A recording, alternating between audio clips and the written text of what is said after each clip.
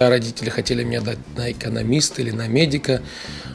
Сказал родителям, что я хочу петь, хочу быть вокалистом, певцом. Ну, как многим говорят вот, артистам, то, что родители были против, там, мои были не против.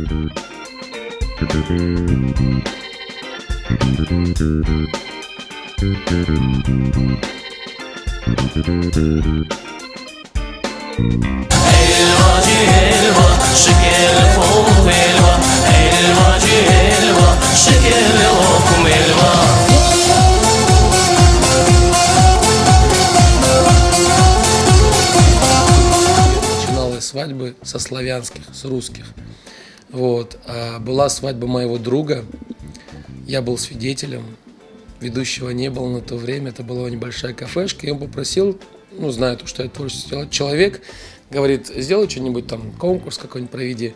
Я думаю, ну хорошо. Ну, поинтересовался у более старшего поколения с университета, как, что быть. Приготовил какой-то сценарий и провел пару конкурсов. Свадьба прошла хорошо, уютненько. И на этой свадьбе были друзья со стороны невесты, которые увидели меня и сразу же позвали на свою свадьбу. И от этого отталкиваясь, у меня начались свадьбы русские.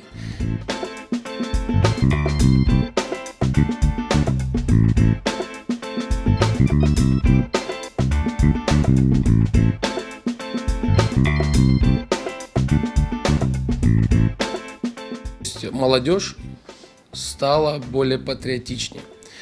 Она даже взять, если по музыке, по заказам песен, по языку в том числе, да, пытаются говорить на нашем крымско-татарском языке, заказывать нашу крымско-татарскую музыку. Но у взрослых еще своя ностальгия, поэтому вот эти моменты как бы бывают у нас на свадьбах, когда...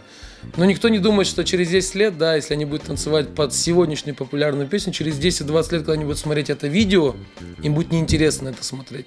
То есть, если наша Хайтармана вечная, и будет интересно на другую песню, ну никак. Вот это всегда с этим сталкивается.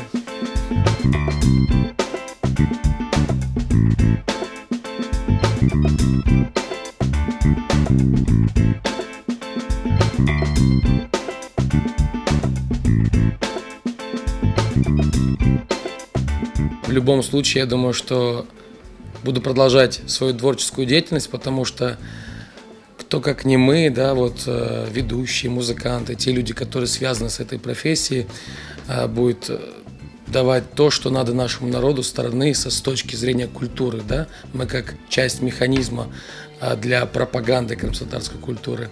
Поэтому буду, иншаллах, в этом помогать народу.